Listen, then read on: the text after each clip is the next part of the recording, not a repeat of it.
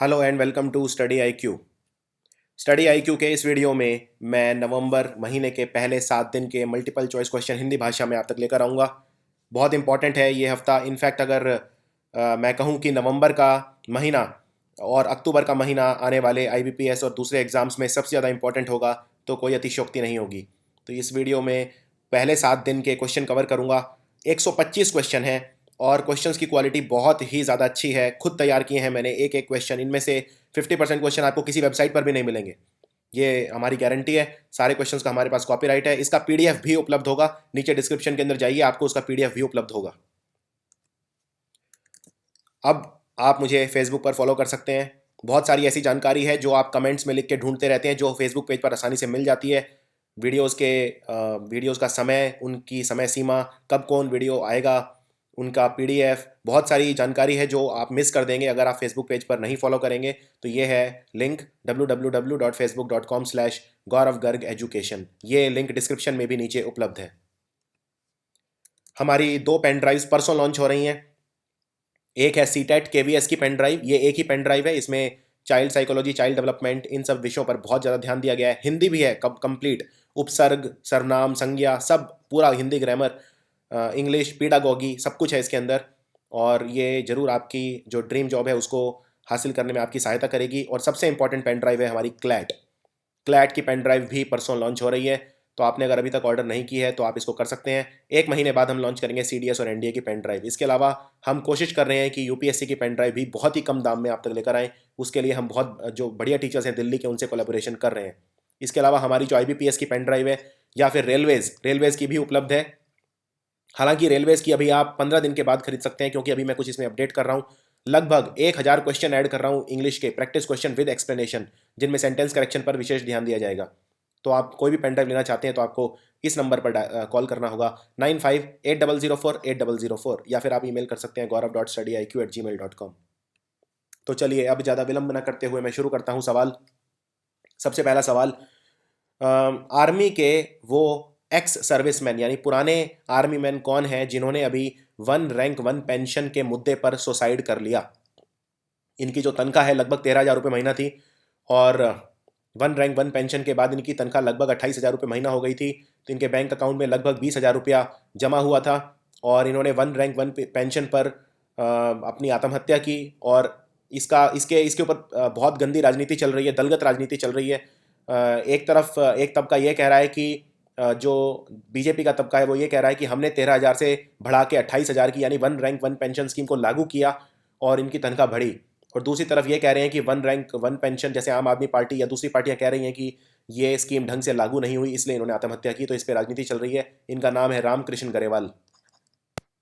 भारत के वो कौन से महान व्यक्ति हैं, स्वतंत्रता सेनानी हैं, जिनका जन्मदिन होता है 31 अक्टूबर को, और जिस हफ्ते में इनका जन्मदिन पड़ता है, यानी जिस हफ्ते में 31 अक्टूबर होता है, उस हफ्ते को हर साल हम मनाते हैं विजिलेंस अवेयरनेस वीक के नाम से। और 31 अक्टूबर को हम नेशनल यूनिटी डे के नाम से भी मनाते हैं, राष्ट्रीय एकता दिवस भी मनाते हैं। तो किस महान व्यक्ति का जन्मदिन होता है 31 अक्टूबर को? इनका नाम है सरदार वल्लभ भाई पटेल, जो भारत के पहले डेप्यूटी प्राइम मिनिस्टर थे। जवाहरलाल नेहरू भारत के पहले प्रधानमंत्री थे, और सरदार वल्लभ भाई पटेल भारत के पहले डेप्यूटी प्राइम मिनिस्टर थे। सरदार वल्लभ भाई पटेल का जन्मदिन हम मनाते हैं राष्ट्रीय एकता दिवस, और 31 अक्टूबर को इनका बर्थडे मनाया जाता है। इनका बर्थडे जिस वीक में होता है उसको बोलते हैं विजिलेंस अवेयरनेस वीक। इनको भारत का लौह पुरुष यानी आयरन मैन भी कहा जाता है। राष्ट्रीय एकता दिवस, जैसा मैंने बताया, सरदार वल्लभ भाई पटेल का बर्थडे होता है। तो इस दिन एक भारत का राज्य ऐसा है जिसने एक रेस ऑर्गेनाइज की जिसका नाम था run for unity. Run for unity नाम की रेस ऑर्गेनाइज की, कोमेमोरेट करने के लिए इस ओकेजन को कौन से राज्य की सरकार ने ये ऑर्गेनाइज की? महाराष्ट्र की सरकार ने। रन फॉर यूनिटी ऑर्गेनाइज की महाराष्ट्र की सरकार ने। इनमें से कौन सा राज्य है जिसने 1 नवंबर को नो टोबैको डे हो, टोबैको बोलते हैं तंबाकू को। तंबाकू 2 तरह का होता है, एक चुएबल टोबैको जिसे चबा के खाते हैं जैसे गुटखा, सुपारी, और एक होता है जिसे स्मोक करके यू कंज्यूम किया जाता है जैसे सिगरेट, बीड़ी एक्सेट्रा। दोनों ही सेहत के लिए बहुत ज़्यादा हार्मफुल होता है। तो आपको बताना है कि कौन से राज्य ने डिसाइड किया कि तंबाकू को ना कहिए, यानी नो टोबैको डे वो 1 नवंबर के दिन मनाएंगे। ये राज्य है पंजाब। पंजाब। और इसमें बहुत बड़ा हाथ रहा वर्ल्ड हेल्थ ऑर्गेनाइजेशन का, जो यूएन की एजेंसी है जिसका हेडक्वार्टर है जेनेवा स्विट्जरलैंड के अंदर। भारत ने इनमें से अभी अभी एक देश के साथ अपनी जल सेना की मिलिट्री एक्सरसाइज की है, यानी भारत की जल सेना और इस देश की जल सेना ने मिलकर, भारत और सिंगापुर की जल सेना ने मिलकर एक्सरसाइज की है। आपको बताना है इसका नाम क्या है, इस एक्सरसाइज का नाम क्या है। इसका नाम है सिम्बेक्स 16। युद्ध अभ्यास हम करते हैं अमेरिका के साथ, हैंड इन हैंड करते हैं हम चाइना के साथ, और शाहीन और ईगल पाकिस्तान और चाइना के बीच होती है। तो सिम्बेक्स है इंडिया और सिंगापुर के बीच, और ये नेवी की एक्सरसाइज थी। कहाँ पर हुई ये भी आप याद रख सकते हो, ये हुई विशाखापट्टनम में। विशाखापट्टनम कहाँ पे है? आंध्र प्रदेश के तट पे है Visakhapatnam. Goods and services tax network, ये एक कंपनी है जो लागू करेगी दुनिया का सबसे बड़ा टैक्स सिस्टम जिसको बोलते हैं goods and services tax. Goods and services tax एक इनडायरेक्ट टैक्स है। गुड्स एंड सर्विसेज टैक्स के ऊपर एक विशेष वीडियो बनाएंगे हमारे फैकल्टी हिंदी के अंदर। अभी एक वीडियो इंग्लिश में ऑलरेडी उपलब्ध है हमारे चैनल पर, लेकिन हिंदी में भी आप तक आएगा। ये वीडियो कल तक आप तक आ जाएगा। ये इनडायरेक्ट टैक्स है जो बाकी सारे टैक्सेस को रिप्लेस करेगा। तो गुड्स एंड सर्विसेज टैक्स ये 122वां अमेंडमेंट है कॉन्स्टिट्यूशन के अंदर, ये भी आपको याद रखना है। इसको लागू करने के लिए एक कंपनी बनी है जो है goods and services tax network.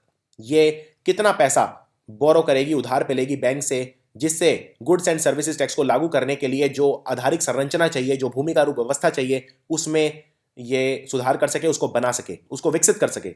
इस पे जो पैसा खर्च किया जाएगा वो है 800 करोड़ रुपया।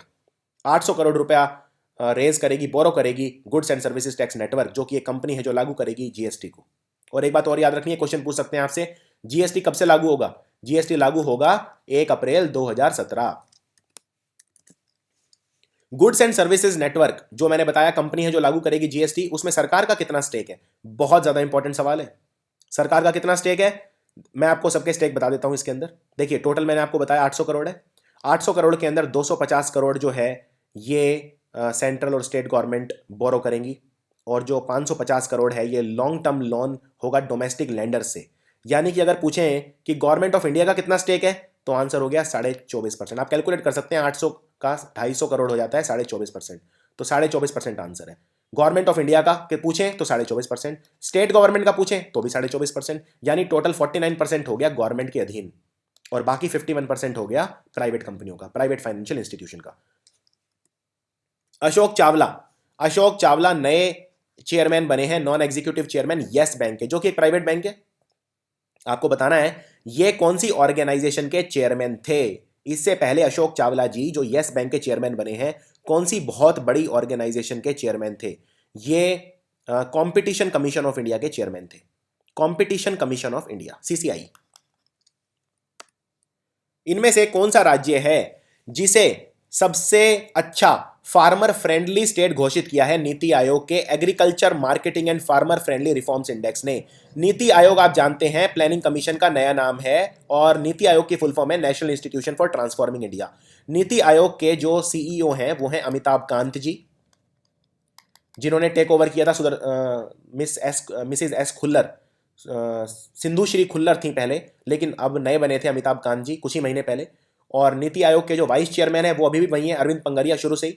और नीति आयोग के जो चेयरमैन है वो है प्रधानमंत्री नरेंद्र मोदी। बहुत सारे भारत में ऐसे ऑर्गेनाइजेशन है जिनके चेयरमैन प्रधानमंत्री होते हैं, जिनकी अध्यक्षता प्रधानमंत्री करते हैं, जैसे नेशनल डेवलपमेंट काउंसिल है, इंटर स्टेट काउंसिल है, जैसे नीति आयोग है। तो इन सब के चेयरमैन होते हैं प्रधानमंत्री खुद।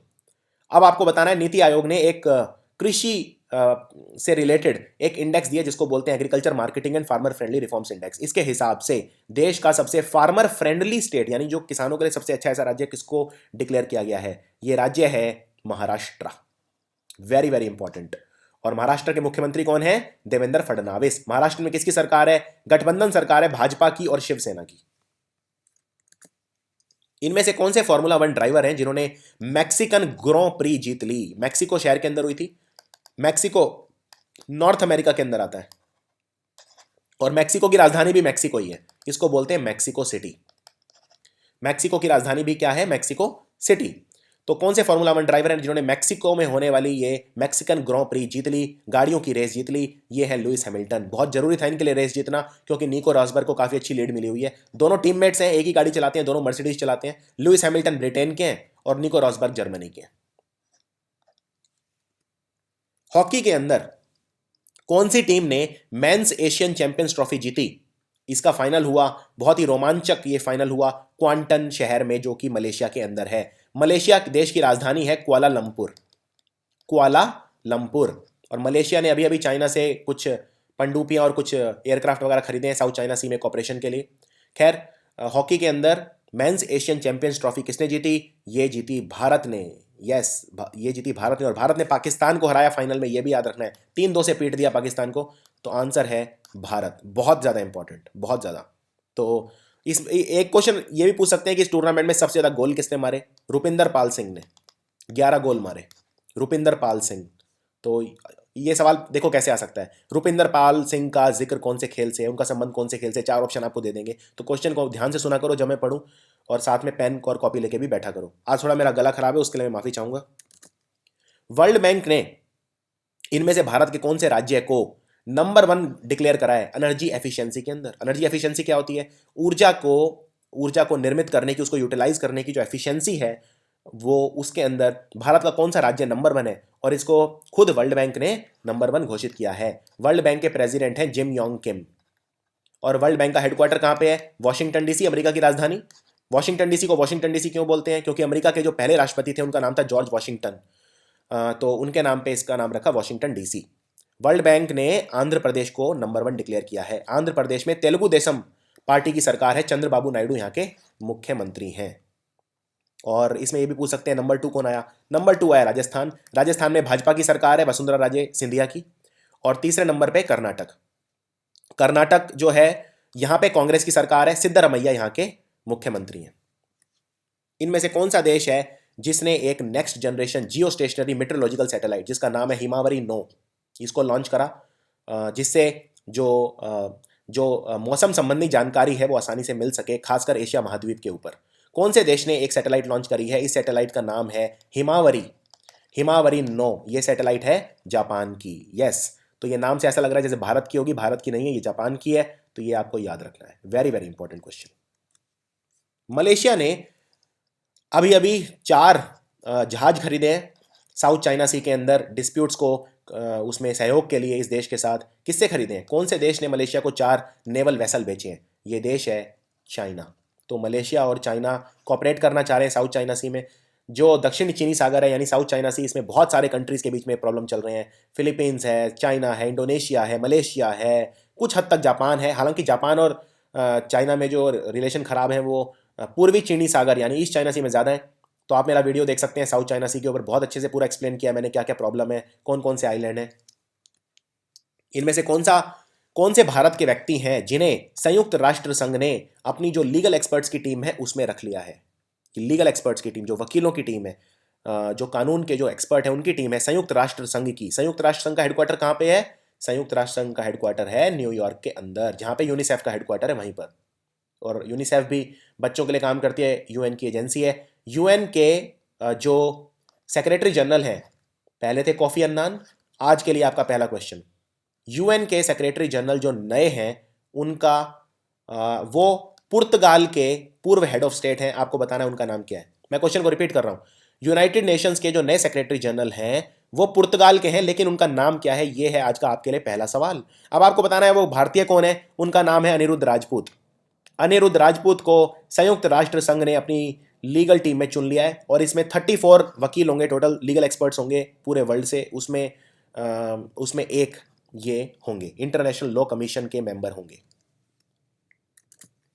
भारत के राष्ट्रपति प्रणब मुखर्जी ने एक बहुत ही विशिष्ट सम्मान दिया 2 मिलिट्री यूनिट्स को, और इस अवार्ड को बोलते हैं प्रेसिडेंशियल कलर्स। प्रेसिडेंशियल कलर्स नाम का ये सम्मान कौन सी 2 मिलिट्री यूनिट्स को दिया है, आपको ये बताना है। बहुत ही बड़ा सम्मान है ये। इसमें एक एयरफोर्स की यूनिट है और दूसरी सिग्नल यूनिट है। इनका नाम है 30 squadron of air force and 501 signals unit. ये बहुत ही प्रतिष्ठित सम्मान है, ये आपको याद रखना है। जो 501 सिग्नल यूनिट है ये 1966 में इसने अपना काम शुरू किया था, और जो 30 स्क्वाड्रन है बहुत ही ज़्यादा इसके क्रेडिट्स हैं, बहुत सारी जंगों में इसने भारत की हेल्प की है। ये 1969 में इसने अपना काम शुरू किया था। भारत और कौन सा ऐसा देश है जिन्होंने मछुआरों के लिए फिशरीज में आपसी सहयोग के लिए एक एग्रीमेंट किया है? कौन से देश के साथ? ये एक जो दोनों का कोस्ट गार्ड क्या होता है? कोस्ट गार्ड बोलते हैं तटरक्षक को। यानी भारत और किस देश के तटरक्षक आपस में कोऑपरेट करेंगे मछुआरों से रिलेटेड, क्योंकि भारत और इस देश के बीच में जो मछुआरे हैं, जो फिशरमैन हैं, उनको उनको लेकर बहुत सारे विवाद चलते रहते हैं। हमारे कई बार फिशरमैन उनके समुद्र की तरफ चले जाते हैं और उनके हमारी तरफ चले जाते हैं, तो इंडियन ओशियन में प्रॉब्लम होती रहती है। ये देश है श्रीलंका। श्रीलंका। भारत ने अभी अभी एक मिलिट्री एक्सरसाइज करी है जिसका नाम है संप्रीति 2016। ये कौन से देश के साथ करी है? ये इंपॉर्टेंट एक्सरसाइज है और ये 7वीं एक्सरसाइज है। तो जब भी कोई एक्सरसाइज हो आपको ये याद जरूर रखना है कि कहाँ पे हुई। दूसरा, कौन सी उसके बीच हुई, मतलब आर्मी के बीच हुई, नेवी के बीच हुई, एयरफोर्स के बीच हुई, किसके बीच में हुई, ये भी आप याद रख सकते हैं। ये वैसे ज़्यादा नहीं आता, लोकेशन आ सकती है और नंबर आ सकता है। तो संप्रीति हमारी 7वीं एक्सरसाइज हुई, किसके साथ? हमारे पड़ोसी बांग्लादेश के साथ। और कहाँ पे हुई? बांग्लादेश की राजधानी में हुई, ढाका। और बांग्लादेश की करेंसी है टका। और बांग्लादेश की प्रधानमंत्री कौन है? शेख हसीना। कौन से टेनिस खिलाड़ी हैं जो नंबर 1 बन गए हैं? ये बहुत इंपॉर्टेंट क्वेश्चन है, बहुत ज़्यादा इंपॉर्टेंट है। इस साल इन्होंने धमाल मचा दिया, क्योंकि इस साल इन्होंने विंबलडन भी जीत लिया और ओलंपिक गोल्ड मेडल भी जीत लिया, दोनों जीत लिए। तो ये खिलाड़ी हैं एंडी मुर्रे, स्कॉटलैंड के खिलाड़ी हैं। अगर ऑप्शन में स्कॉटलैंड ना मिले तो ब्रिटेन जरूर मिलेगा। तो याद रखिए Andy Murray, one of the best players. Which team won the Asian federation cup at Doha? Doha कहाँ है? दोहा कतर की राजधानी है। मिडल ईस्ट का एक कंट्री है मध्य पूर्व का जिसका नाम है कतर। कतर या कतार भी बोलते हैं। तो इसकी राजधानी है दोहा। आपको बताना है कौन सी टीम ने एशियन फेडरेशन कप जीत लिया, जो कि हुआ दोहा के अंदर। और ये एशियन फेडरेशन कप किस चीज़ का है ये भी आपको याद रखना है। मैं बात कर रहा हूँ फुटबॉल की। ये फुटबॉल का कप है। ये जीता एयरफोर्स क्लब इराक ने। इराक की राजधानी क्या है? Baghdad. Very important, air force club Baghdad. और इन्होंने फाइनल में किसको हराया? भारत की टीम को हराया, बेंगलुरु फुटबॉल क्लब को। बेंगलुरु फुटबॉल क्लब को। इनमें से कौन सी टीम है जिसने Asian women's hockey champions trophy जीत ली, जो सिंगापुर में आयोजित की गई थी? तो Asian women's hockey champions trophy जीती भारत की महिलाओं की टीम ने। Very very important. और फाइनल में किसको हराया? फाइनल में चाइना को हराया। तो इससे मजा और डबल हो गया। और कितने से हराया? 2-1 से हराया। तो ये क्वेश्चन इंपॉर्टेंट है, याद रखना है। National council of applied economic research, इसको बोलते हैं एनसीएईआर। तो एनसीएईआर ने भारत की जीडीपी ग्रोथ कितनी बताई है 2016 फिस्कल के अंदर? 2016 फिस्कल क्या होता है? 2000 फिस्कल होता है 1 अप्रैल 2016 से 31 मार्च 2017 तक। इसको बोलते हैं हमारा फाइनेंशियल ईयर या फिस्कल, एक ही बात है। कितनी होगी हमारी जीडीपी ग्रोथ एनसीएआर के हिसाब से? 7.6%। हमारा जीडीपी ग्रो करेगा दुनिया में सबसे ज़्यादा, 7.6%। चलिए आपके लिए आज का दूसरा सवाल। वर्ल्ड बैंक के हिसाब से हमारी ग्रोथ कितनी होगी 2016 के अंदर? वर्ल्ड बैंक के हिसाब से गवर्नमेंट ने कितने नॉन गवर्नमेंट ऑर्गेनाइजेशन यानी एनजीओ उनका लाइसेंस कैंसिल कर दिया? क्यों? क्योंकि फॉरेन कंट्रीब्यूशन रेगुलेशन एक्ट के तहत, या जिसको बोलते हैं एफसीआरए। तो बहुत सारे एक्ट हैं जो इन्हें जिनके नियम इन्हें फॉलो करने पड़ते हैं, जैसे foreign exchange regulation act, foreign contribution regulation act etcetera. और इन्हें अपना रिटर्न भी फाइल करना पड़ता है, जितने भी एनजीओ हैं सबको टाइम के ऊपर। इन्होंने अपना जो रिन्यूअल है वो टाइम पे नहीं किया, इसलिए गवर्नमेंट ऑफ इंडिया ने कितने एनजीओज के लाइसेंस कैंसिल कर दिए हैं? इन्होंने कैंसिल करे हैं 11,000 एनजीओज के लाइसेंस। इंपॉर्टेंट क्वेश्चन है। कौन से पत्रकार हैं जिन्होंने नरेंद्र मोदी से पुरस्कार लेने के लिए मना कर दिया? इन्हें Ramnath Goenka excellence in journalism award मिला था, पर यह अवार्ड इन्हें प्रधानमंत्री नरेंद्र मोदी के हाथों दिया जाना था, पर इन्होंने नहीं लिया, क्योंकि इनके हिसाब से ये नरेंद्र मोदी के साथ नहीं दिखना चाहते थे, इनसे अवार्ड नहीं लेना चाहते थे। खैर, इनकी मर्जी। इनका नाम है अक्षय मुकुल। अक्षय मुकुल। अब आपसे एक सवाल बहुत इंपॉर्टेंट आएगा और जरूर आएगा। इन्होंने कौन सी किताब लिखी है?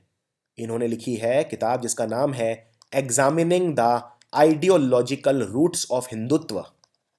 यानी भारत में जो हिंदूवाद है, जो हिंदुत्व है, उसकी जड़ें कहाँ से आती हैं। ये किताब लिखी है अक्षय मुकुल ने। बहुत शानदार सेरेमनी हुई थी। रामनाथ गोयनका कौन है? Ramnath Goenka Indian express newspaper के फाउंडर हैं। तो Ramnath Goenka excellence in journalism award इन्होंने लेने से मना कर दिया। और रामनाथ गोयनका के ये जो सेरेमनी हुई थी, इसमें आप मिस्टर झा, आई थिंक उनका नाम रामचंद्र झा है, उनकी स्पीच आप जरूर सुनिए। भारत और कौन सा देश है जिन्होंने ऑयल प्रोडक्शन के लिए एक डील साइन करी है 1.45 बिलियन यूएस डॉलर की? ये 10,000 करोड़ रुपए होता है लगभग। 1.45 बिलियन डॉलर कितना होता है? 10,000 करोड़ रुपए की डील भारत ने तेल उत्पादन के लिए कौन से देश के साथ साइन की है? ये देश है वेनेजुएला। दक्षिण अमेरिका का देश है, स्पेनिश बोली जाती है, बहुत ही अच्छी खूबसूरत देश है वेनेजुएला, लेकिन कानून बहुत ज़्यादा यहाँ बिगड़ा हुआ है। और वेनेजुएला कि ज़्यादातर अर्थव्यवस्था पेट्रोल पे डिपेंड करती है। वेनेजुएला ओपेक का हिस्सा है। ओपेक क्या होता है? Organisation of petroleum exporting country, जिसमें सबसे ज़्यादा ताकतवर है सऊदी अरब। भारत और कौन से कंट्री ने आपसी सहयोग किया है इन चीज़ों में? सबसे पहले वेस्ट से एनर्जी कैसे बनाई जाए इसके ऊपर, हाइड्रो पावर यानी पानी से उत्पादन होने वाली क्षमता बिजली के लिए, स्मार्ट मीटरिंग और सौर ऊर्जा के लिए, इतनी सारी चीज़ों के लिए बेसिकली एनर्जी सेक्टर में भारत ने कौन से देश के साथ कोलैबोरेशन किया है? बहुत ज़्यादा इंपॉर्टेंट क्वेश्चन है ये। भारत के जो बिजली मंत्री हैं पीयूष गोयल, उन्होंने साइन करा वहाँ के मिस्टर इब्राहिम बेलन के साथ। ये देश है स्वीडन। स्वीडन की राजधानी क्या है? स्टॉकहोम। स्टॉकहोम। स्वीडन की मैंने आपको एक कंपनी बताई थी, वोल्वो, सब कुछ बनाती है। और स्वीडन की एक फर्नीचर की कंपनी थी आइकिया, जो अब नेदरलैंड शिफ्ट हो गई है। शुरुआत इसने की थी आइकिया ने स्वीडन से। स्वीडन की राजधानी स्टॉकहोम है। और फिनलैंड, फिनलैंड की राजधानी हेलसिंकी है, छोटा सा देश है। नॉर्वे, ये भी छोटा सा देश है, इसकी राजधानी है ओस्लो। नॉर्वे के एक बहुत मशहूर खिलाड़ी हैं नॉर्वे के, जिनका नाम है मैग्नस कार्लसन, शतरंज के बादशाह, वर्ल्ड चैंपियन। अभी उनकी चैंपियनशिप स्टार्ट होने वाली है परसों, जिसमें वो सर्जे करयाकिन के खिलाफ अपनी जो चैंपियनशिप है उसको डिफेंड करेंगे, क्राउन को डिफेंड करेंगे। डेनमार्क की राजधानी कोपेनहेगन। ये चारों स्कैंडिनेवियन कंट्री हैं, बहुत ही ज़्यादा खुशहाल देश है। कौन सी कंपनी है जो पहली कंपनी बनी जिसका 5,000 करोड़ रुपए का जो लोन है वो आरबीआई की जो नई स्कीम है जिसका नाम है S4A, बहुत इंपॉर्टेंट है S4A, sustainable structuring of stressed asset, यानी जो कंपनियों पे उधार है उसको रिस्ट्रक्चर किया जाएगा इन कंपनीज की मदद करने के लिए। ये आरबीआई ने स्कीम स्टार्ट की है। तो कौन सी पहली कंपनी बनी S4A स्कीम के अंदर अपने उधार को रिस्ट्रक्चर करवाने वाली? इस कंपनी का नाम है HCC। HCC, very very important question. World tsunami awareness day हम कब मनाते हैं? सुनामी होता है जब समुद्र में बहुत ही बड़ी लहरें आती हैं। ये चक्रवात के बाद आ सकती हैं, ज़्यादातर अर्थक्वेक के बाद आती हैं। अगर कोई समुद्र के नीचे अर्थक्वेक आ जाए तो उसमें ऐसी लहरें उत्पन्न होती हैं जिनकी ऊंचाई बहुत ज़्यादा, कई बार तो 80-80 मीटर, 100-100 मीटर तक पहुंच जाती है। और ये लहरें बहुत ही विनाशकारी होती हैं। इसे मनाता है ये वर्ल्ड सुनामी अवेयरनेस डे, इसे WTAD भी बोलते हैं शॉर्ट में, वर्ल्ड सुनामी अवेयरनेस डे। ये मनाया जाता है 5 नवंबर को। और इसे मनाता कौन है? इसे मनाता है संयुक्त राष्ट्र संघ खुद, यानी संयुक्त राष्ट्र संघ के द्वारा ये वैलिडेटेड है, रेटिफाइड है। प्रधानमंत्री ने कौन सी स्कीम लॉन्च करी है जिसमें जो प्रेग्नेंट वुमेन है उनका फ्री हेल्थ चेकअप किया जाएगा गवर्नमेंट हॉस्पिटल्स और हेल्थ सेंटर के अंदर? इस स्कीम का नाम क्या रखा है? इस स्कीम का नाम रखा है प्रधानमंत्री सुरक्षित मातृत्व अभियान। प्रधानमंत्री सुरक्षित मातृत्व अभियान। तो आंसर है ए। Very very important. कई बार आपको पूरा नाम नहीं मिलेगा, आपको शॉर्ट में मिल जाएगा, तो आपको PMSMA भी ऑप्शन में मिल सकता है। ये बात आपको याद रखनी है।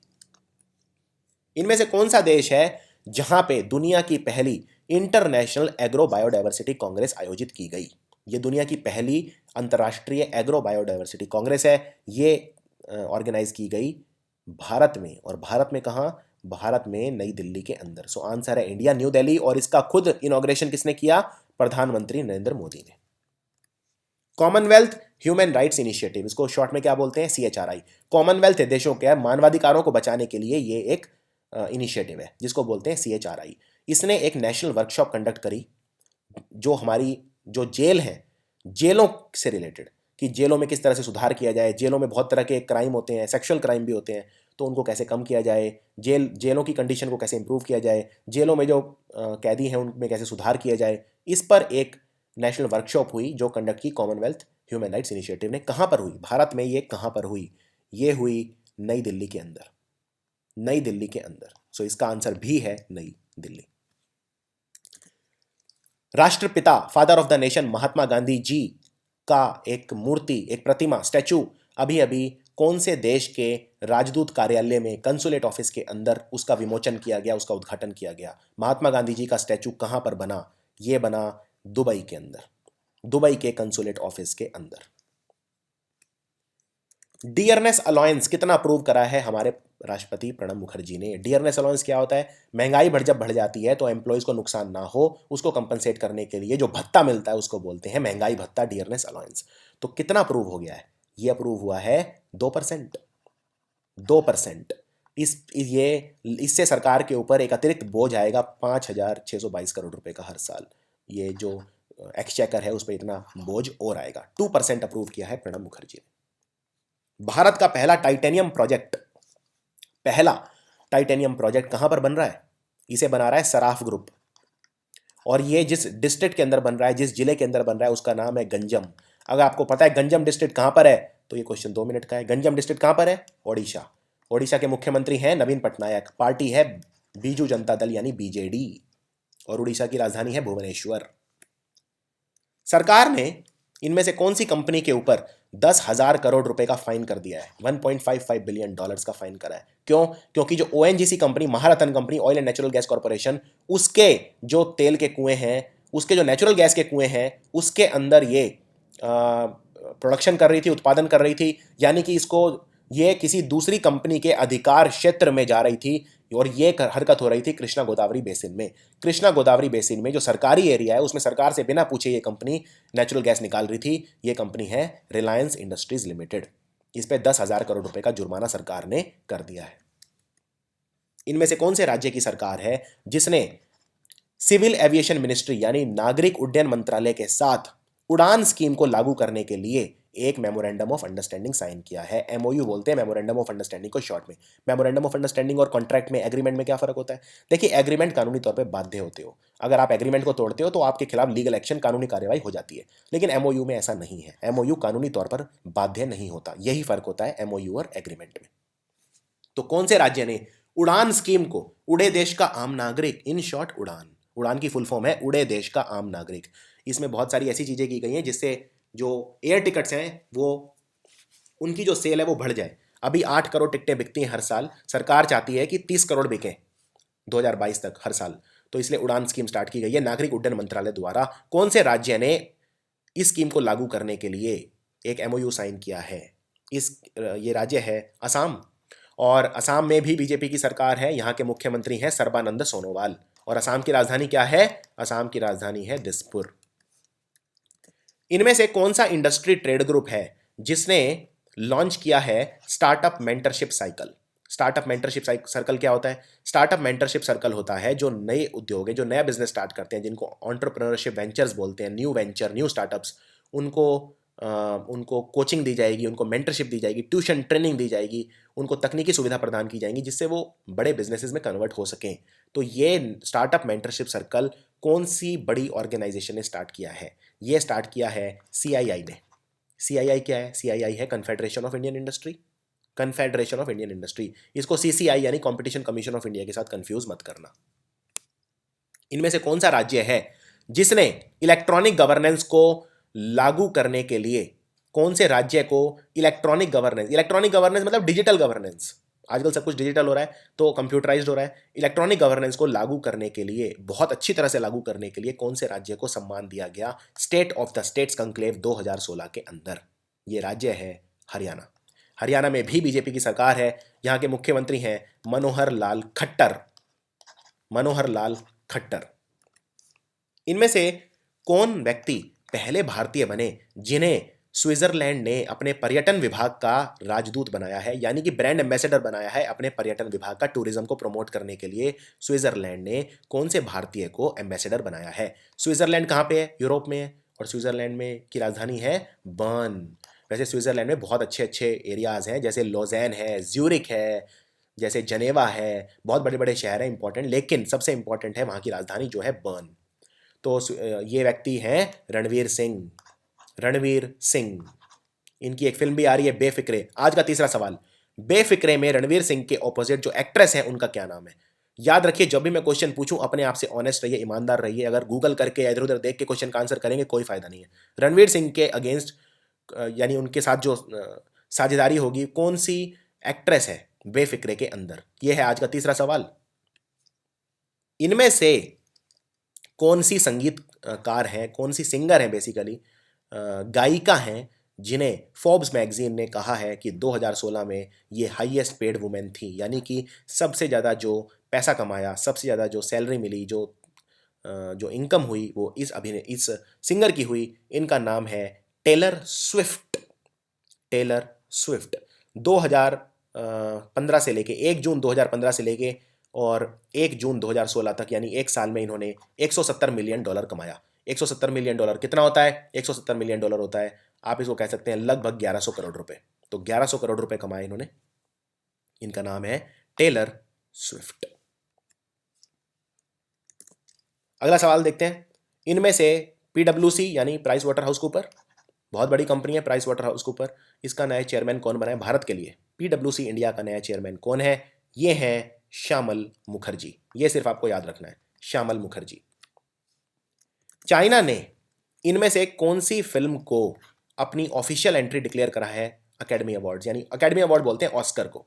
तो 89th ऑस्कर के लिए, अकेडमी अवार्ड के लिए, बेस्ट फॉरेन लैंग्वेज फिल्म के लिए, कैटेगरी के लिए चाइना ने अपनी कौन सी फिल्म को भेजा है? इस फिल्म में एक भारतीय अभिनेता ने भी काम किया है जिनका नाम है सोनू सूद। तो ये चाइना की फिल्म है जुआनजांग, जुआनजांग। और इसमें भारतीय एक्टर ने भी काम करा है, नेहा शर्मा ने भी काम करा है, अली फजल ने भी काम किया है। तो ये सब चीज़ें आपको याद रखनी है। और सोनू सूद ने भी काम करा है। और इस फिल्म के डायरेक्टर भी आपसे पूछ सकते हैं, इस फिल्म के डायरेक्टर हैं हुओ जियांकी, हुओ जियांकी। इनमें से एक ऑनलाइन वेबसाइट बनी है अभी अभी, जो भारत में आप जानते हैं लोगों को कानून की उतनी नॉलेज नहीं रहती, तो कानून की सारी नॉलेज रहेगी इस वेबसाइट के ऊपर। खासकर जो प्रॉपर्टी से रिलेटेड है, जो सेक्सुअल हरासमेंट से रिलेटेड है, यौन उत्पीड़न से रिलेटेड है, भ्रष्टाचार से रिलेटेड है, वायलेंस से रिलेटेड है यानी शारीरिक उत्पीड़न से रिलेटेड है, तो इन सब से रिलेटेड सारे कानूनों का बहुत ही सरल भाषा में इस वेबसाइट पर जिक्र रहेगा। इसका नाम क्या रखा गया है? न्याय, गवाह, सबूत या वकील। इस वेबसाइट का नाम है न्याय। यस, खोल के देखिए वेबसाइट न्याय.in। वेरी वेरी ब्यूटीफुल वेबसाइट, बहुत ही सरल भाषा में सारे कानून समझाए गए हैं। और ये वेबसाइट 22 ऑफिशियल लैंग्वेजेस के अंदर है अभी, लेकिन इंग्लिश में है, लेकिन आने वाले समय में 22 की 22 भाषाओं में ये उपलब्ध होगी। मंगत राम शर्मा, इनका निधन हो गया।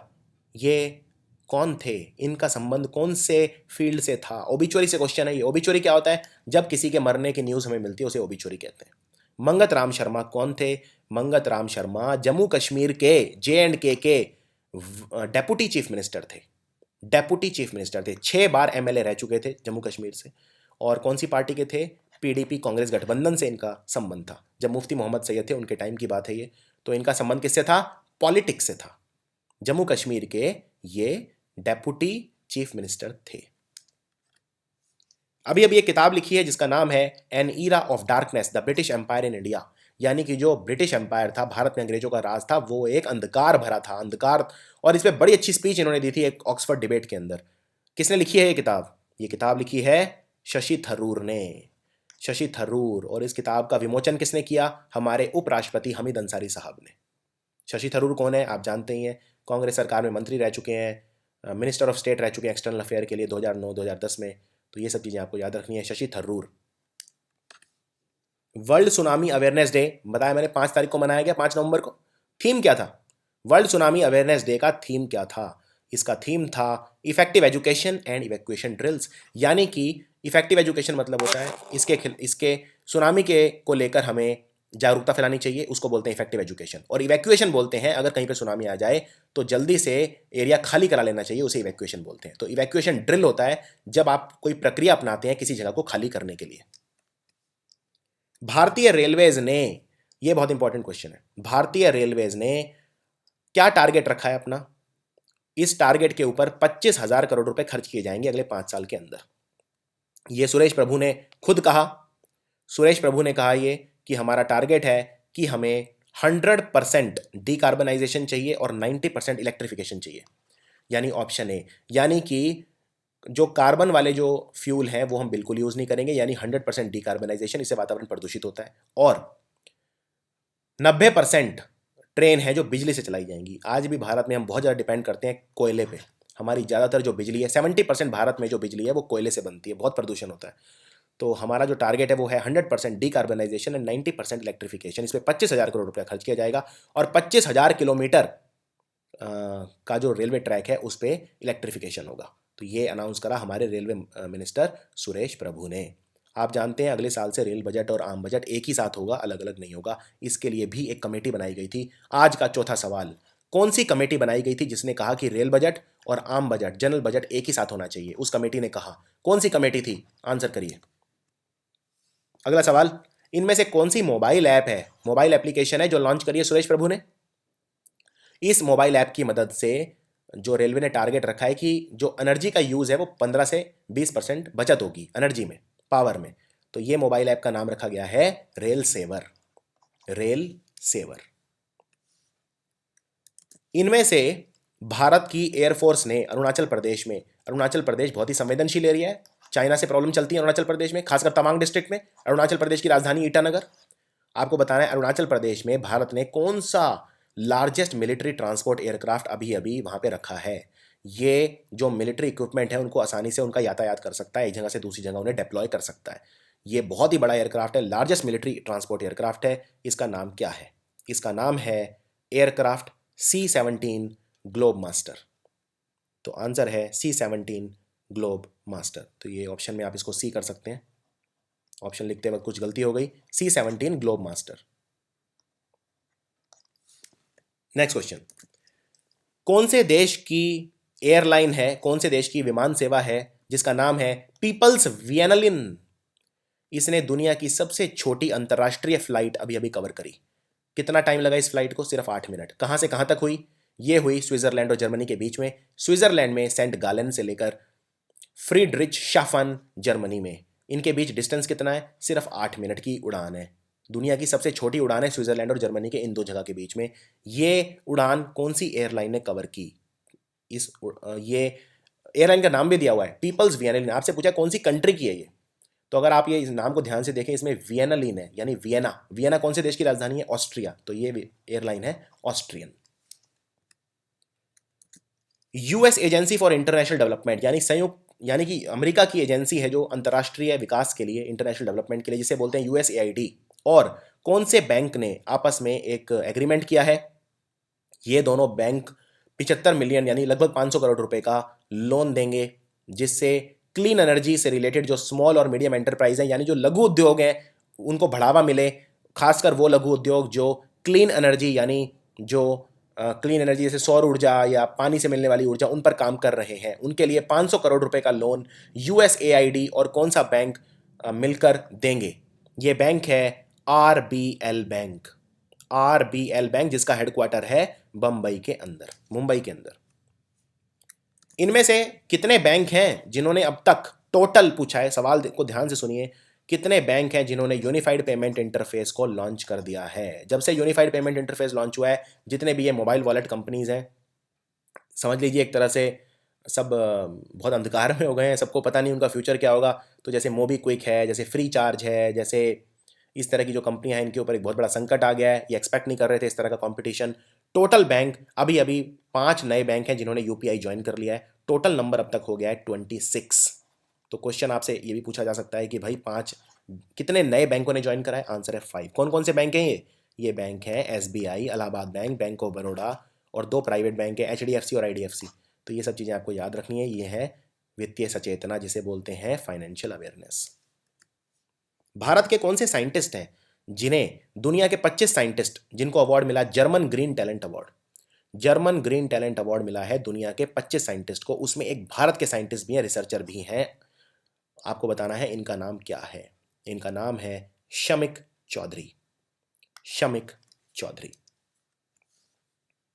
कौन से बैट्समैन है, कौन से बल्लेबाज हैं, इनकी उम्र है 31 साल, हिमाचल प्रदेश के लिए खेलते हैं, और इन्होंने रणजी ट्रॉफी में 1015 मिनट तक बल्लेबाजी करी और ये रिकॉर्ड बना है। इससे ज़्यादा लंबी पारी आज तक किसी ने नहीं खेली। अगर मैं समय की बात करूं, 1015 मिनट कितने घंटे हो गए, आप कैलकुलेट कर सकते हैं। कौन है ये बल्लेबाज? इनका नाम क्या है? इनका नाम है राजीव नैयर। राजीव नैयर। पंडित अमरदेव, इनका निधन हो गया। किस फील्ड से थे ये?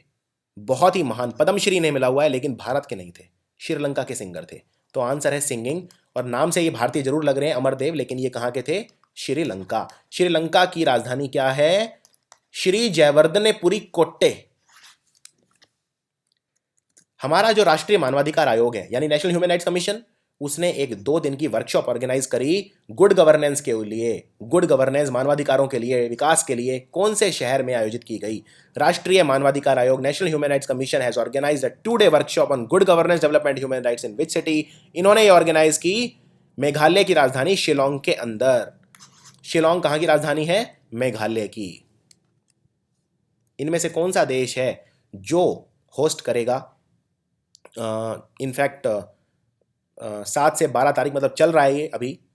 ये है कॉन्फ्रेंस ऑफ पार्टीज COP7, इसका 7वां अध्याय यानी 7 सेशन होगा।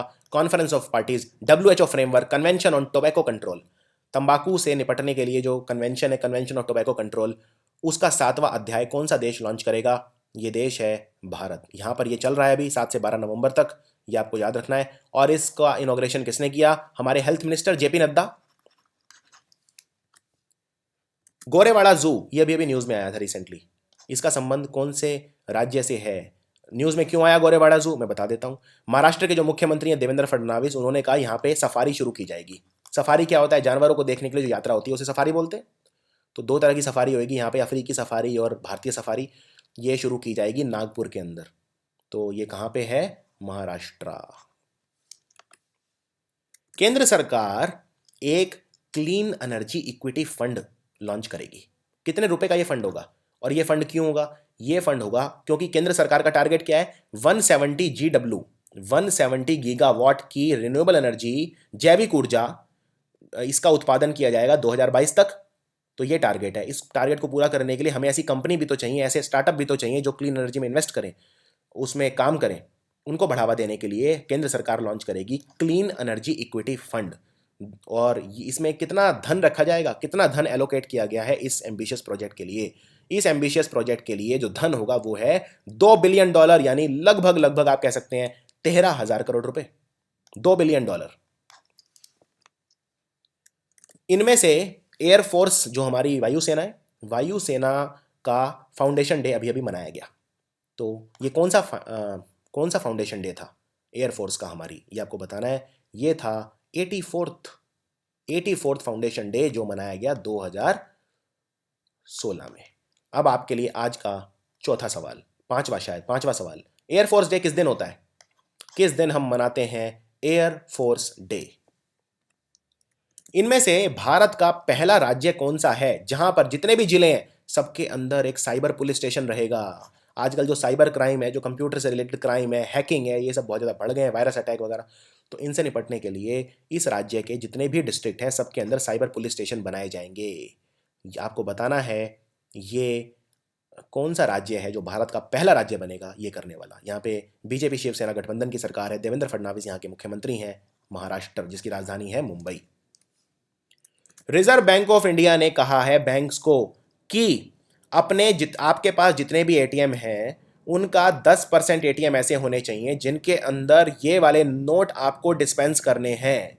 मैं रिपीट करता हूं, रिजर्व बैंक ऑफ इंडिया ने कहा है बैंक्स को कि आपके 10% एटीएम ऐसे होने चाहिए जिनके अंदर इतने रुपए के नोट निकलने चाहिए, क्योंकि मार्केट में इन रुपीस की डिमांड ज़्यादा है। इसीलिए रिक्वायरमेंट को पूरा करने के लिए आपको ये वाले नोट अपने कम से कम 10% एटीएम से निकालने हैं अगले 15 दिन के अंदर अंदर। तो ये कौन से रुपए के नोट की बात हो रही है? ये बात हो रही है 100 रुपए के नोट की, 100 रुपए के नोट की, ₹100 डिनोमिनेशन। इनमें से कौन सा बैंक है जिसने ओवरड्राफ्ट फैसिलिटी लॉन्च करी है सैलरीड होम लोन बोरोवर्स के लिए?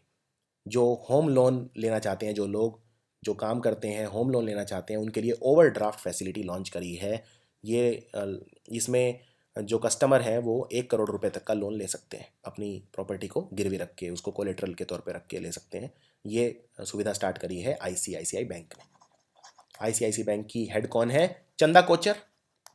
और ये हमारा डोमेस्टिकली सिस्टमिकली इंपॉर्टेंट बैंक है। ICICI और SBI, 2 ही बैंक है भारत में जिन्हें स्टेटस मिला हुआ है, ICICI और SBI। कौन सी ऐसी कंपनी है जिसने हमारे HRD मिनिस्ट्री, मानव संसाधन विकास मंत्रालय के साथ MOU साइन किया है? कौन सी कंपनी ने साइन किया है जिससे भारतीय स्टूडेंट्स के लिए जॉब अपॉर्चुनिटीज बढ़ाई जा सके? ये साइन किया है लिंक्डइन ने। लिंक्डइन एक सोशल नेटवर्किंग वेबसाइट है जो प्रोफेशनल्स के लिए है। यहाँ पे आप अपना प्रोफाइल बना सकते हैं और कनेक्ट कर सकते हैं प्रोफेशनली दूसरे लोगों के साथ। तो लिंक्डइन जो कंपनी है इसने साइन किया है HRD मिनिस्ट्री के साथ MOU। और हमारे HRD मिनिस्टर कौन है? प्रकाश जावड़ेकर। इनमें से कौन से भारतीय मूल के सिख हैं जो 2 नवंबर को पहले सिख धर्म के व्यक्ति बने, पहले सिख बने जो कनाडा की संसद में चुने गए? कैनेडियन सेनेट में चुने जाने वाले पहले भारत के सिख कौन हैं? सेनेट अपर हाउस को बोलते हैं। जैसे भारत में निचला सदन और जो लोअर हाउस और अपर हाउस होता है, लोकसभा राज्यसभा, लोकसभा क्या होता है लोअर हाउस, अब राज्यसभा क्या होता है अपर हाउस। ऐसे ही कनाडा में जो अपर हाउस है उसे कैनेडियन सेनेट बोलते हैं। अब आपको बताना है कैनेडियन सेनेट में अपॉइंट नियुक्त किए जाने वाले पहले सिख कौन हैं। इनका नाम है सरबजीत सिंह मारवा, सरबजीत सिंह मारवा। और कनाडा के हेड ऑफ स्टेट कौन है, जस्टिन ट्रूडियो। इनके पापा भी कनाडा के हेड ऑफ स्टेट थे, जस्टिन ट्रूडियो। इनमें से किसको, कौन से खिलाड़ी या कौन से महान हस्ती जिन्हें इक्विटास स्मॉल फाइनेंस बैंक ने अपना ब्रांड एम्बेसडर नियुक्त किया है। इक्विटास स्मॉल फाइनेंस बैंक ने इनमें से किस खिलाड़ी को या किस सिनेमा से जुड़े व्यक्ति को अपना ब्रांड एम्बेसडर नियुक्त किया है। इन खिलाड़ी का नाम है रविचंद्र अश्विन, रविचंद्र अश्विन। हमारे रेलवे मंत्रालय ने इनमें से कौन से व्यक्ति को स्वच्छ रेल मिशन के लिए अपना ब्रांड एम्बेसडर बनाया है। ये सुलभ इंटरनेशनल के फाउंडर हैं, सुलभ शौचालय, सुलभ इंटरनेशनल, सुलभ के जितने भी इनिशिएटिव्स हैं, सुलभ के फाउंडर हैं। इनका नाम है डॉक्टर बिंदेश्वर पाठक। बहुत ही ज़्यादा इंपॉर्टेंट व्यक्ति हैं डॉक्टर बिंदेश्वर पाठक। इन्होंने मैनुअल स्कैवेंजिंग से हज़ारों नहीं बल्कि लाखों लोगों को मुक्त किया और उन्हें समाज में स्टेटस दिलवाया।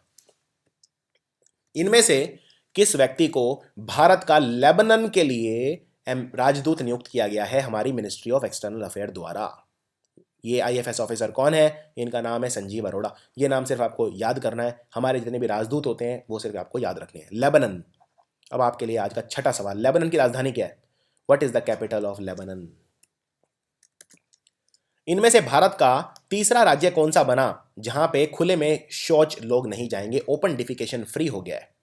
तो सिक्किम और हिमाचल प्रदेश के बाद भारत का तीसरा राज्य कौन सा है जो ओपन डिफिकेशन फ्री हो गया है। ये राज्य है केरल।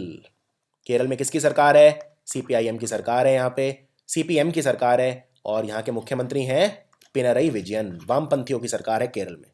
अगला सवाल बहुत ही ज़्यादा इंपॉर्टेंट। प्रधानमंत्री नरेंद्र मोदी ने एक योजना शुरू करी है, लॉन्च करी है, जिसका नाम है सौर सुजल योजना। सौर का मतलब क्या होता है, सौर का मतलब सोलर। सौर सुजल योजना, इसमें जो किसान है हमारे उन्हें सस्ते दामों में यानी सब्सिडाइज प्राइस में सब्सिडी देकर क्या दिया जाएगा, क्या उन्हें सिंचाई के पंप दिए जाएंगे जो सौर ऊर्जा से चलेंगे, सौर ऊर्जा से चलने वाली ट्यूबलाइट दी जाएंगी, ट्रैक्टर दिए जाएंगे, मोबाइल फ़ोन दिए जाएंगे। इस योजना में किसानों को सौर ऊर्जा से चलने वाले इरिगेशन पंप यानी कि सिंचाई के यंत्र दिए जाएंगे, उन्हें सिंचाई की मोटर दी जाएगी। वेरी वेरी इंपॉर्टेंट योजना। एक बात और, इसमें किसानों को 31 मार्च 2019 तक ये पंप दिए जाएंगे। सोलर पावर से चलने वाले पंप होंगे, दो कैपेसिटी होगी, एक 3 HP और एक होगी 5 HP। HP मतलब हॉर्स पावर। जो 3 HP वाला पंप है वो 3.5 लाख रुपए का आएगा, 5 हॉर्स पावर वाला आएगा 4.5 लाख रुपए का। सौर सुजल योजना को लागू करने वाला पहला राज्य कौन सा होगा। देखिए क्वेश्चन में से क्वेश्चन निकल के आता है। अब ये सौर सुजल योजना को पहला राज्य कौन सा होगा जो लागू करेगा, ये राज्य है छत्तीसगढ़, क्योंकि योजना छत्तीसगढ़ के अंदर ही शुरू की गई।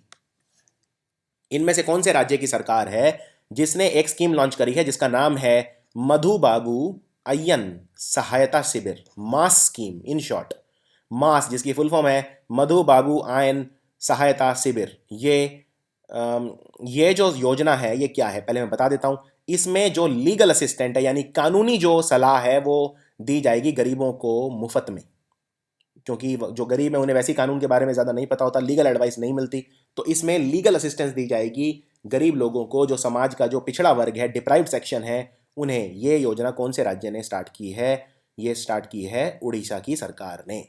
उड़ीसा के मुख्यमंत्री नवीन पटनायक और पार्टी बीजू जनता दल।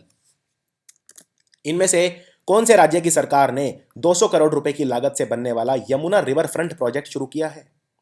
तो आपने जो गुजरात है वहाँ पे सुना होगा साबरमती रिवर फ्रंट, ऐसे ही आपने नर्मदा रिवर फ्रंट सुना होगा, ऐसे ही यहाँ पे यमुना रिवर फ्रंट बनेगा इस राज्य में 200 करोड़ रुपए की लागत से। तो ये कौन सा राज्य है या केंद्र शासित प्रदेश है, ये है दिल्ली। दिल्ली सरकार ने ये निर्णय लिया अपनी दूसरी सालाना यमुना आरती के दिन। दिल्ली। और यमुना नदी आपको पता ही है, ये यमुनोत्री से निकलती है, उत्तराखंड से यमुनोत्री ग्लेशियर, यमुनोत्री हिमनद से निकलती है। और बहुत सारे इंपॉर्टेंट शहर हैं जो यमुना के किनारे, जैसे दिल्ली, मथुरा, वृंदावन, आगरा एट्सेट्रा। नया रायपुर, नया रायपुर कौन से राज्य की नई राजधानी है? इसका नाम है नया रायपुर। और ये डिसीजन कब लिया गया? ये डिसीजन लिया गया इस राज्य के 16वें फाउंडेशन डे पे, यानी इस राज्य को बने हुए 16 साल हो गए हैं। ये राज्य है छत्तीसगढ़। इनमें से हमारी कौन सी कानून को लागू करने वाली एजेंसी है जिसने जितने भी सरकारी बैंक हैं उनके लिए ये उनको बाध्य कर दिया है, मैंडेटरी कर दिया है कि वो अगर 1 करोड़ रुपए से ज़्यादा का फ्रॉड है तो उसे रिपोर्ट करेंगे?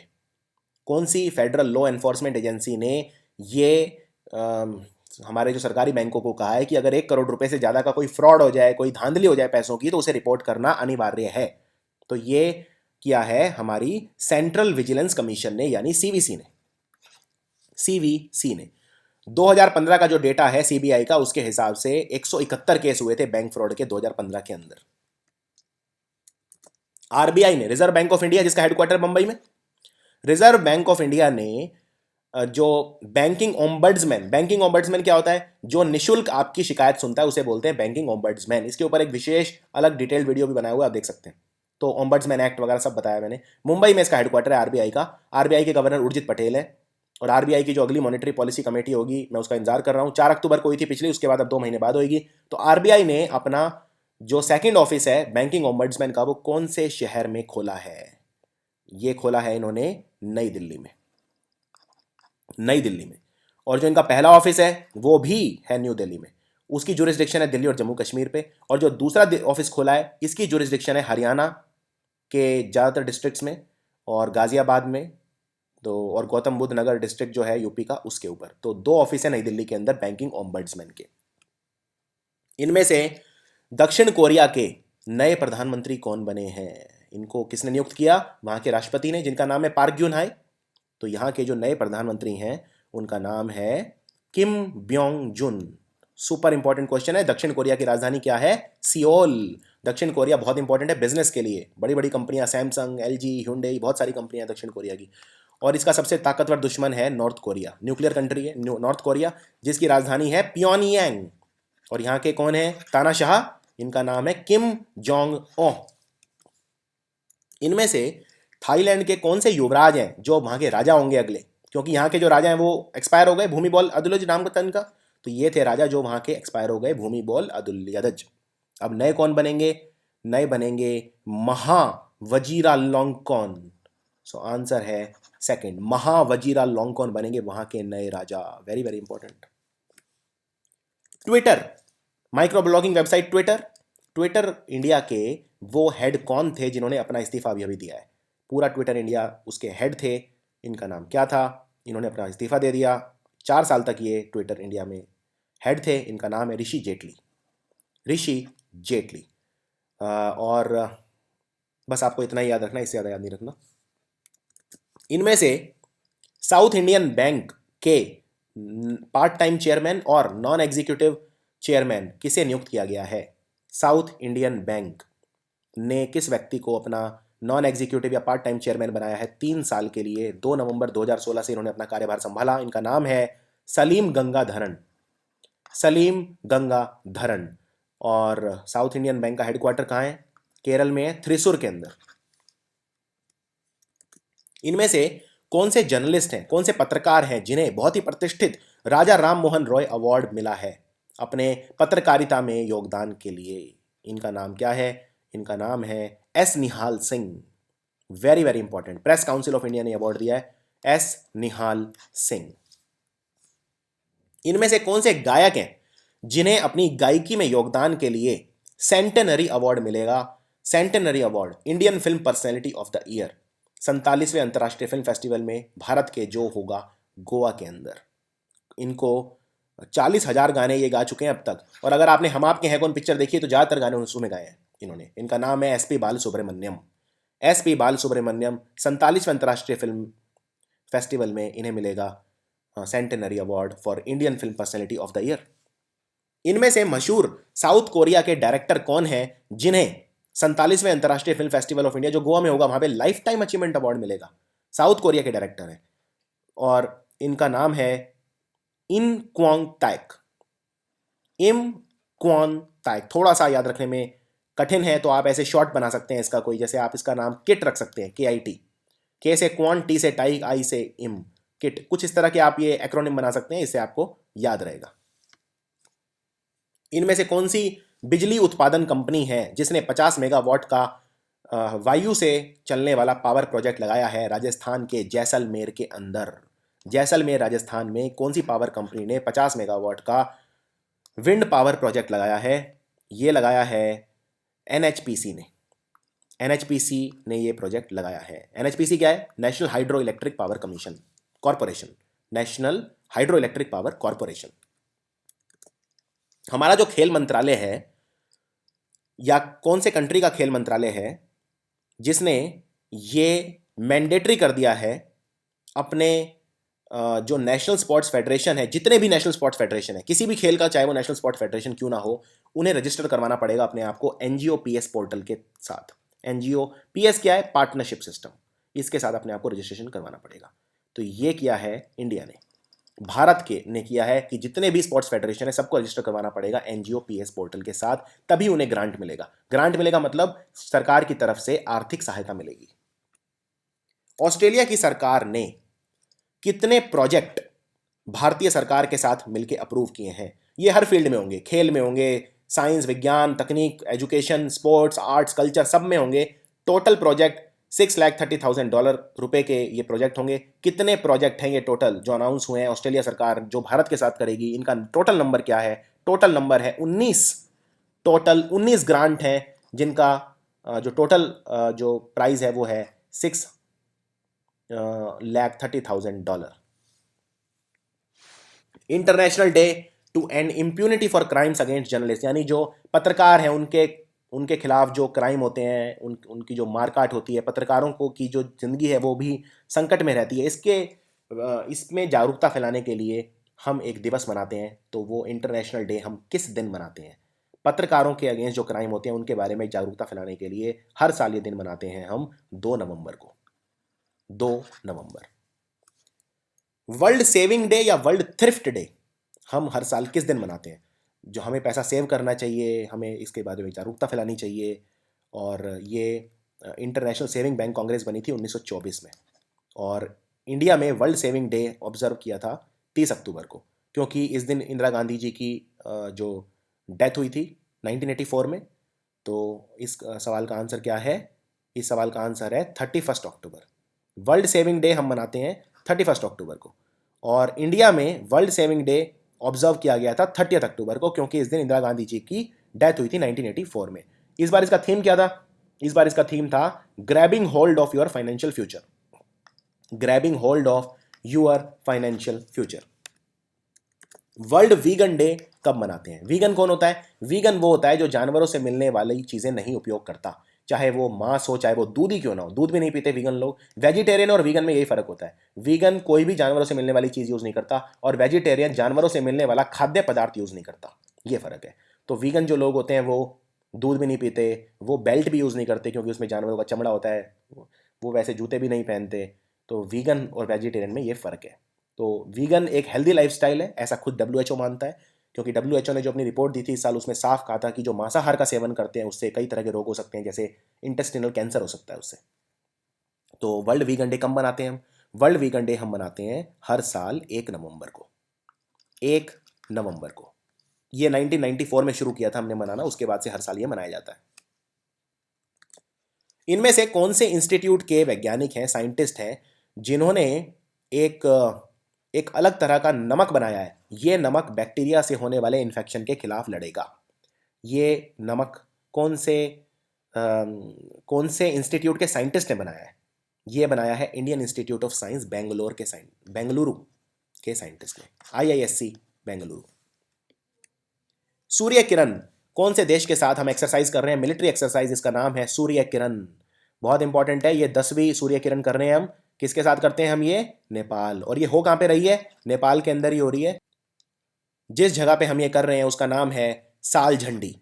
साल झंडी कहाँ है? नेपाल के अंदर।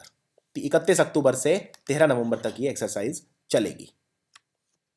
यूनिसेफ जो बच्चों के लिए काम करती है, United nation international children emergency fund, जिसका हेडक्वार्टर है न्यूयॉर्क में, उसके हिसाब से दुनिया में 30 करोड़ बच्चे ऐसे हैं और दुनिया के 90% बच्चे ऐसे हैं जो, सवाल को ध्यान से सुनिए, जो ऐसी जगह पे रहते हैं जहां पे एक खास तरह का पॉल्यूशन है जो WHO लिमिट से ज़्यादा है। यानी इतने बच्चों की जो लाइव्स हैं वो रिस्क पे हैं। 90% दुनिया के बच्चे ऐसे हैं जो ऐसी जगहों पे रहते हैं जहां पॉल्यूशन WHO की लिमिट से ज़्यादा है। वर्ल्ड हेल्थ ऑर्गेनाइजेशन ने जो अपने आंकड़े दिए हैं, जो लिमिट दी हैं, उनसे ज़्यादा है। किस तरह के पॉल्यूशन की बात हो रही है? ये बात हो रही है एयर पॉल्यूशन की। Air pollution. Next question, very important again. इनमें से लेबनान का नया राष्ट्रपति कौन बना है? लेबनान का नया राष्ट्रपति कौन बना है? इनका नाम है मिशेल आउन। मिशेल आउन। ये रिप्लेस किसको करेंगे? मिशेल सलीमान को। तो ये आपको याद रखना है। व्लादिमीर जेल्डिन, इनका भी अभी निधन हो गया। ये कौन से फील्ड से थे? व्लादिमीर जेल्डिन। इनको दुनिया का सबसे बूढ़ा थिएटर एक्टर कहा जाता है। 101 वर्ष के थे ये और एक्टिंग करते थे। तो ये आपको याद रखना है। कहाँ के थे ये? ये थे रशिया के। ये थे रशिया के और इनका संबंध था थिएटर से। भारत ने एक मेमोरेंडम ऑफ अंडरस्टैंडिंग साइन किया है फिलिस्तीन के साथ। फिलिस्तीन बोलते हैं पैलेस्टाइन को। एक टेक्नो पार्क बनाएगा, टेक्नोलॉजिकल पार्क बनेगा। कौन से शहर के अंदर? फिलिस्तीन और भारत मिलकर एक टेक्नोलॉजिकल पार्क बनाएंगे। कहाँ पे? ये बनेगा रामल्ला में। रामल्ला में ये बनेगा। Very important. और इसको बनने के लिए भारत ने $12 मिलियन भी दिए हैं, उनका ग्रांट मंजूर किया है। इनमें से किस व्यक्ति को CBDT यानी central board of direct taxes का चेयरमैन नियुक्त किया गया है? ये क्वेश्चन 100% आएगा आने वाले एग्जाम में। बहुत बड़े लेवल की अपॉइंटमेंट है। इनका नाम है, senior Indian revenue service officer हैं ये, सुशील चंद्र। सुशील चंद्र। इनमें से भारत के कौन से राज्य को नंबर 1 रैंक करा है पूरे देश के अंदर 2016 के agriculture marketing and farmer friendly reforms index के अंदर? यह सर्वे किया नीति आयोग ने। यह राज्य है Maharashtra. Maharashtra. Erste bank open singles title किसने जीता है? बात हो रही है यहाँ पे टेनिस की। ये टाइटल किसने जीता? ये टाइटल जीता एंडी मुरे ने, जो मैं बता चुका हूँ अभी अभी नंबर 1 प्लेयर बने दुनिया के। इन्होंने फाइनल में किसको हराया?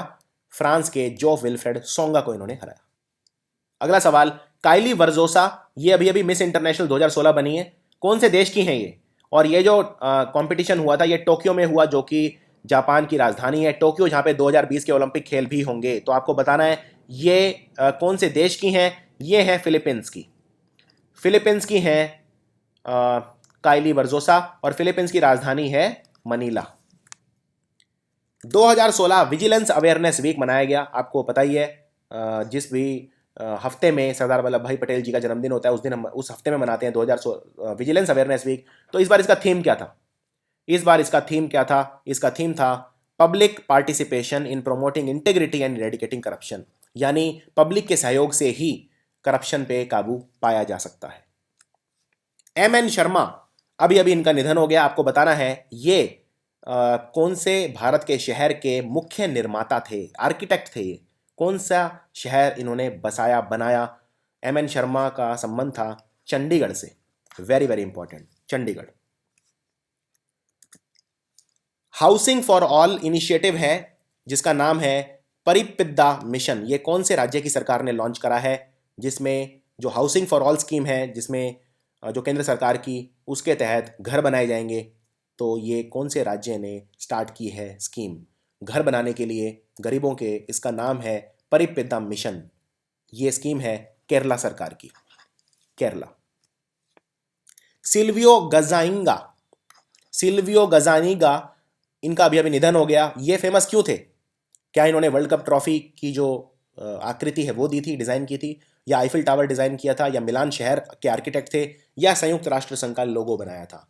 सिल्वियो गजानिगा इटली के थे, एक तो ये याद रखिए। और इन्होंने फीफा वर्ल्ड कप की जो ट्रॉफी है उसको डिज़ाइन किया था। सो आंसर है फर्स्ट, फीफा वर्ल्ड कप की ट्रॉफी।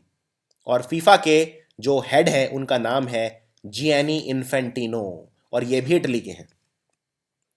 एक किताब लिखी है जिसका नाम है immortal, death is certain for all who are born और इज इट। यानी कि जो व्यक्ति दुनिया में आया है वो मरेगा ही मरेगा। क्या ऐसा है?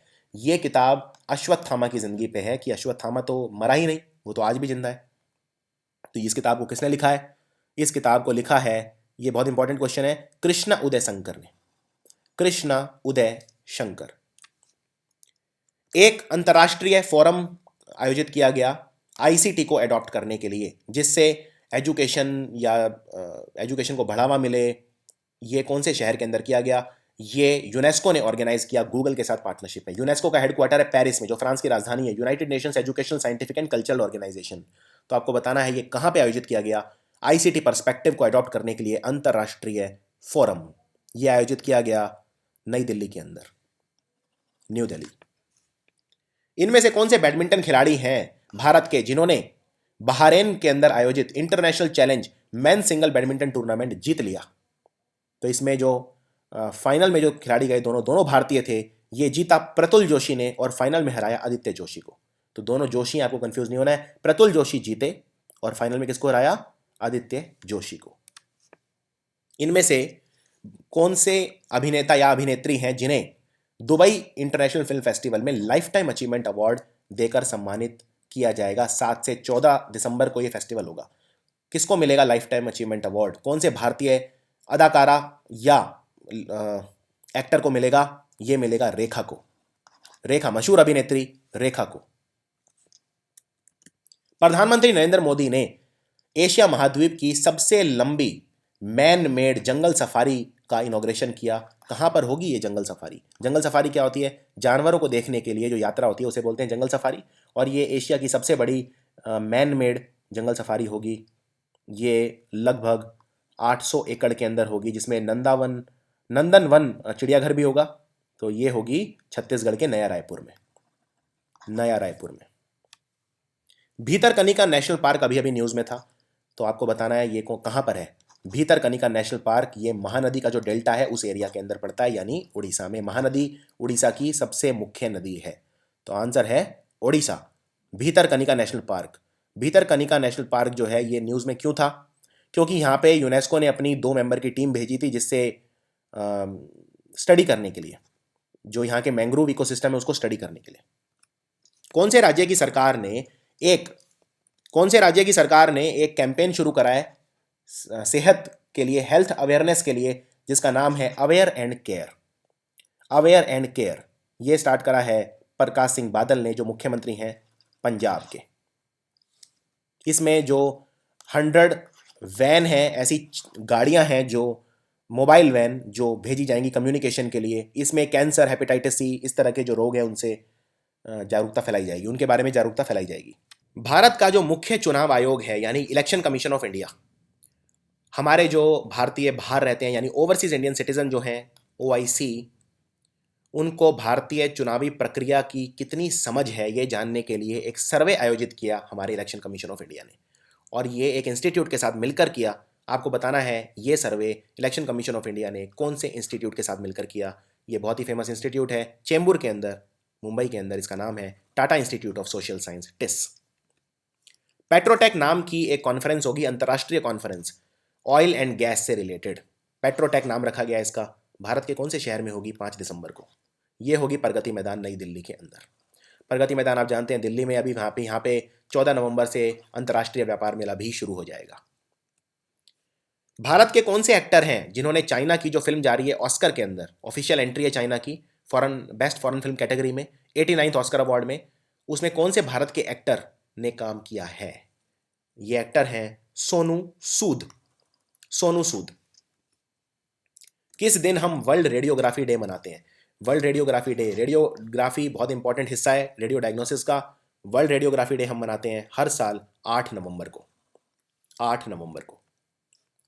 इसी तरह एक डे होता है जिसको बोलते हैं international day for prevention and exploitation, preventing the exploitation of the environment in war and armed conflict. यानी कि वो एरिया जहाँ पर युद्ध चलता है, जहाँ पे सिविल वॉर चलती है, वहाँ पे जो एनवायरनमेंट है उसका शोषण को हमें बचाना चाहिए, उसके एक्सप्लॉयटेशन को हमें बचाना चाहिए। इस बारे में जागरूकता फैलाने के लिए एक अंतर्राष्ट्रीय दिवस मनाया जाता है। किस दिन ये मनाया जाता है? किस दिन होता है international day for prevention the exploitation of the environment in war and armed conflict? ये हम मनाते हैं हर साल 6 नवंबर को, 6 नवंबर। नासा जो अमेरिका की स्पेस एजेंसी है, जिसको बोलते हैं national aeronautics and space administration, इसने दुनिया का सबसे बड़ा स्पेस टेलीस्कोप बनाया है। टेलीस्कोप होता है जो बहुत दूर की चीज़ें देखने के काम आता है। इस टेलीस्कोप का नाम क्या रखा है? तो पहले दुनिया का सबसे बड़ा टेलीस्कोप भी नासा के पास था, और 26 साल पुराना ये टेलीस्कोप था। 26 साल तक लगातार दुनिया का सबसे बड़ा टेलीस्कोप था। इसका नाम था हबल स्पेस टेलीस्कोप। लेकिन अब इसको किसने ओवरटेक कर लिया, यानी अब नया कौन सा बना है, उसका नाम है James Webb space telescope. James Webb space telescope. UK, United kingdom की प्रधानमंत्री कौन है जो भारत दौरे पर हैं? अभी अभी भारत दौरे पर आई हुई हैं, ऑफिशियल विजिट पे हैं। इनका नाम है थेरेसा मे, जो मार्गरेट थैचर के बाद सिर्फ दूसरी महिला प्रधानमंत्री हैं ब्रिटेन की। नताली बेबिट, इनका भी अभी निधन हो गया। ये इनका संबंध कौन से फील्ड से है? नताली बेबिट अमेरिका की मशहूर लेखिका हैं। सो आंसर है ऑथर। इंपॉर्टेंट क्वेश्चन, विज्ञान और अनुसंधान से, साइंस एंड टेक्नोलॉजी, विज्ञान और तकनीक से Indian institute of science education and research, जिसको बोलते हैं IISER, इनके साइंटिस्ट ने एक, ये पहले इंस्टीट्यूट कहाँ पे है? ये है केरल में, तिरुवनंतपुरम में। इन्होंने एक ऐसा कंपाउंड, एक ऐसा यौगिक डिस्कवर करा है, निर्मित करा है, जिससे जो समुद्र में होने वाले ऑयल स्पिल है, यानी समुद्र में जब जहाज पलट जाते हैं तो तेल फैल जाता है, उससे जो समुद्री जीव है वो मर जाते हैं। तो जो तेल फैल जाता है उसको रेजोल्यूशन उसकी करने के लिए, यानी उसको उससे रिकवरी के लिए कौन सा यौगिक कंपाउंड डिस्कवर किया है? इसका नाम रखा है जेलेटर। जेलेटर समुद्री जीवों को बचाएगा ऑयल स्पिल से। नासा ने मंगल ग्रह पर जीवन है या नहीं है, इसको पता करने के लिए एक औजार बनाया है, इंस्ट्रूमेंट बनाया है, यंत्र बनाया है, जिसका नाम रखा है बिल्ली। बिल्ली की फुल फॉर्म क्या है? बिल्ली की फुल फॉर्म क्या है जो नासा ने बनाया है? बिल्ली की फुल फॉर्म है bio indicator leader instrument. Bio indicator leader instrument. ये शायद सबसे इंपॉर्टेंट क्वेश्चन है इस वीडियो का। ये सारे राज्य 1 नवंबर को अपना स्टेटहुड डे मनाते हैं, यानी 1 नवंबर को ये सारे राज्य या तो बने थे या अपना ये राज्य का जो दिवस है वो मनाते हैं। तो आपको बताना है राज्य दिवस ये सारे राज्य मनाते हैं 1 नवंबर को, कौन से इनमें से नहीं मनाते? कौन सा इनमें से नहीं मनाता? तो कर्नाटक, केरल, छत्तीसगढ़, यस तीनों मनाते हैं 1 नवंबर को। गुजरात, महाराष्ट्र, मध्य प्रदेश, मध्य प्रदेश मनाता है, गुजरात और महाराष्ट्र नहीं मनाते, तो आंसर है बी। पंजाब, हरियाणा, केरल, यस मनाते हैं। मध्य प्रदेश, पंजाब, कर्नाटक ये भी मनाते हैं। तो सिर्फ एक बचा, गुजरात, महाराष्ट्र और मध्य प्रदेश। इसमें मध्य प्रदेश मनाता है लेकिन गुजरात और महाराष्ट्र 1 नवंबर को नहीं मनाते, तो आंसर है बी। इसमें से अरहर की जो दाल है, एक विशेष तरह की अरहर की दाल बनाई है Indian council for agriculture research के वैज्ञानिकों ने। और इस दाल, ये दाल जल्दी पकेगी, जल्दी मैच्योर होगी, जल्दी उगेगी और जल्दी आप इसे पौधे से ले सकते हैं। इसका नाम क्या रखा है? इस दाल का, अरहर की दाल की नई वैरायटी का नाम क्या रखा है? ये अर्ली मैच्योरिंग वैरायटी है, जल्दी ये ग्रो कर जाती है, पौधे से जल्दी पक जाती है। इसका नाम रखा है पूसा अरहर 16। पूसा अरहर 16। इनमें से कौन सा देश है जिसने भारत को इनवाइट किया है कि वो न्यूक्लियर रिएक्टर बनाए साथ मिलके, और जो MBIR है, जो फास्ट रिएक्टर रिसर्च प्रोजेक्ट है, उसमें भारत को पार्टिसिपेशन के लिए इनवाइट किया है। MBIR को बोलते हैं मॉडल बेस्ड इटरेटिव रिकंस्ट्रक्शन। इसके लिए इनवाइट भारत को कौन से देश ने किया है? ये देश है रशिया, जिसके प्रेसिडेंट है व्लादिमीर पुतिन और रशिया की राजधानी है मॉस्को और यहाँ की करेंसी है रूबल। नेस्कॉम की नई रिपोर्ट के हिसाब से दुनिया में अगर वर्ल्ड्स लार्जेस्ट स्टार्टअप बेस देखा जाए तो भारत का क्या स्थान है? भारत का स्थान है 3rd, और नंबर 1 और 2 कंट्री कौन से हैं? अमेरिका और यूके। USA, यूके और उसके बाद है भारत। यानी सबसे ज़्यादा जो नए इंडस्ट्रीज लगाए जा रहे हैं, नए उद्योग लगाए जा रहे हैं, वो कहाँ लगाए जा रहे हैं? तीसरे नंबर पर भारत में। इस वीडियो का PDF नीचे मिल जाएगा डिस्क्रिप्शन के अंदर, डाउनलोड कर लेना, रिवीजन के लिए बहुत आपको उपयुक्त होगा। पुराने जितने भी आज तक के PDF हैं जनवरी से लेके, सबका लिंक भी नीचे मिल जाएगा डिस्क्रिप्शन में। ये वीडियो जितना हो सके फैलाइए, शेयर करिए। इसी वीडियो में से कम 15 क्वेश्चन आपको आने वाले एग्जाम में मिल जाएंगे। तो इस वीडियो के दौरान बहुत सारे सवाल पूछे थे, उनका जवाब भी आपको लिखना है, और वीडियो कैसा लगा ये आपको कमेंट्स में लिख के बताना है। Thank you.